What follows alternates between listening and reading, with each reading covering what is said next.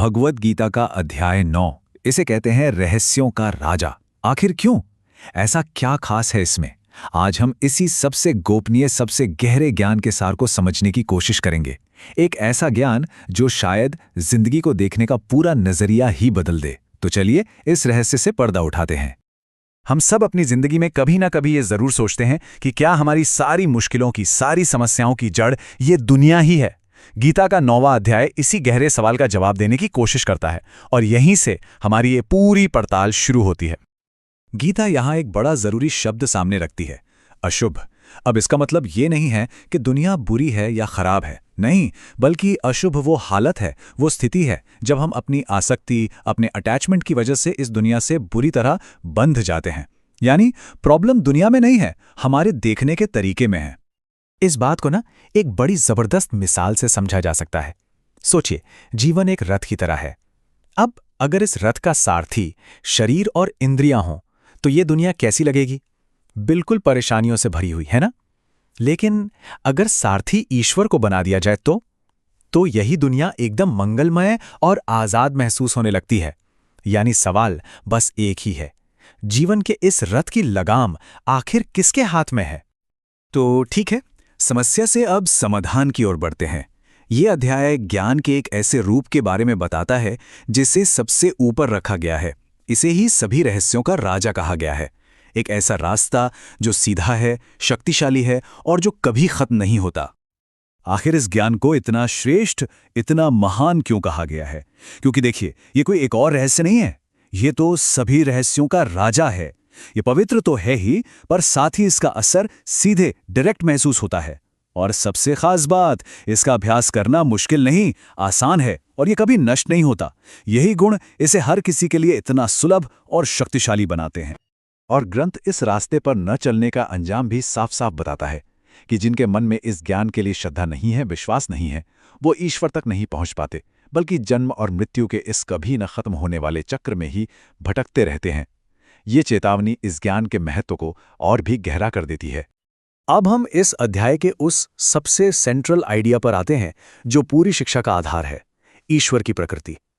और ये एक ऐसा विचार है जो पहली बार में थोड़ा हैरान कर सकता है, एक पहेली जैसा लग सकता है। यहाँ कृष्ण के अपने शब्दों में ही वो विरोधाभास है। वो कहते हैं कि सभी प्राणी उनमें ही मौजूद हैं, लेकिन फिर भी असल में वो उन प्राणियों में नहीं है। अब ये तो एक बौद्धिक चुनौती है। चलिए इसे समझने की कोशिश करते हैं। इस पहेली को सुलझाने के लिए ना इसे 2 हिस्सों में देखते हैं। पहला हिस्सा, ईश्वर हर चीज में मौजूद है, उसी ने पूरी सृष्टि को थाम रखा है। और दूसरा हिस्सा, वो सृष्टि में रहते हुए भी उससे पूरी तरह अलग है, आजाद है, मतलब वो इसमें बंधा हुआ नहीं है। इस मुश्किल से लगने वाले कॉन्सेप्ट को समझने के लिए ग्रंथ एक बहुत ही सुंदर मिसाल देता है। जैसे देखिए, हवा आकाश से ही तो पैदा होती है और हमेशा आकाश में ही रहती है। लेकिन क्या हवा से आकाश पर कोई असर पड़ता है? नहीं, आकाश जैसा था वैसा ही रहता है, उस पर कोई प्रभाव नहीं पड़ता। एक और मिसाल हमारे अपने शरीर से ही जुड़ी है। जैसे आत्मा, वो शरीर की हर एक कोशिका को, हर सेल को जीवन देती है। चेतना हर कोशिका में है, लेकिन क्या आत्मा किसी एक कोशिका में कैद है? नहीं। ठीक इसी तरह ईश्वर सभी प्राणियों में है, लेकिन किसी एक में सीमित नहीं है। तो इस फिलॉसफी वाले क्या से अब हम प्रैक्टिकल कैसे की ओर बढ़ते हैं। मतलब इस ज्ञान को अपनी जिंदगी में उतारा कैसे जाए? इसका जवाब है भक्ति के अभ्यास से। यहां 2 तरह के उपासकों के बीच का जो फर्क है ना, वो बहुत जरूरी है। जो लोग अपनी इच्छाओं को पूरा करने के लिए कर्मकांड करते हैं, वो स्वर्ग तो जाते हैं, लेकिन जैसे ही पुण्य खत्म होता है वापस इसी दुनिया में आ जाते हैं। वहीं दूसरी तरफ जो निस्वार्थ भक्त हैं, उनके कल्याण की जिम्मेदारी खुद ईश्वर लेते हैं और वो इस आने जाने के चक्कर से आजाद हो जाते हैं। तो सारा खेल इरादे का है। और सबसे हैरान करने वाली बात यह है कि भक्ति का ये रास्ता कितना सरल है। ईश्वर को पाने के लिए क्या चाहिए? कोई महंगे कर्मकांड नहीं, बस एक पत्ता, एक फूल, एक फल या थोड़ा सा जल, बस इतनी सी सादगी। और उन साधारण सी चीजों की लिस्ट के फौरन बाद ये शक्तिशाली बात सामने आती है कि जरूरी ये नहीं है कि क्या चढ़ाया जा रहा है, जरूरी ये है कि किस भाव से, कितने निस्वार्थ प्रेम से दिया जा रहा है। ईश्वर उस प्रेम को स्वीकार करते हैं, चीज को नहीं। इस अभ्यास को रोजमर्रा की जिंदगी में शामिल करने के लिए एक साफ 4 स्टेप की प्रक्रिया है। जो भी करो, जो भी खाओ, जो भी भेंट चढ़ाओ, वो सब ईश्वर को समर्पित कर दो। इस तरह हर काम, हर कर्म पूजा बन जाता है। अब हम इस अध्याय के उस वादे पर आते हैं जो अपने समय के हिसाब से बिल्कुल क्रांतिकारी था कि ये रास्ता बिना किसी भेदभाव के सभी के लिए खुला है। और यहीं पर गीता का सबसे क्रांतिकारी संदेश आता है कि किसी का अतीत क्या था, इससे कोई फर्क नहीं पड़ता।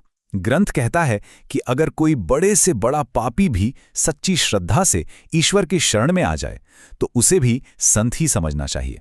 ये पश्चाताप और बदलाव की जबरदस्त ताकत है। ये शिक्षा कितनी समावेशी थी, इसका अंदाजा इस बात से लगता है कि इसमें कौन कौन शामिल हैं। महिलाएं, व्यापारी, श्रमिक, मतलब वो सभी जिन्हें उस समाज में शायद बराबर का दर्जा नहीं मिलता था, उन सबको मोक्ष का बराबर का हकदार बताया गया है। साफ है, ईश्वर की नज़र में कोई भेदभाव नहीं है। और आखिर में आता है कृष्ण का वो भरोसा जो हर डर को मिटा देता है। एक अटल वादा जो कहता है, जान लो मेरे भक्त का कभी नाश नहीं होता। ये एक ऐसी सुरक्षा है जो कभी टूट नहीं सकती। तो ये पूरा विश्लेषण हमें एक आखिरी सोचने वाले सवाल पर छोड़ जाता है, जो इस अध्याय के मूल संदेश का सार है। अगर कोई भी काम एक अर्पण हो सकता है, एक भेंट हो सकता है, तो वो एक कौन सी चीज है जो किसी साधारण से काम को भी एक पवित्र अनुष्ठान में बदल देती है? इस पर विचार जरूर कीजिएगा।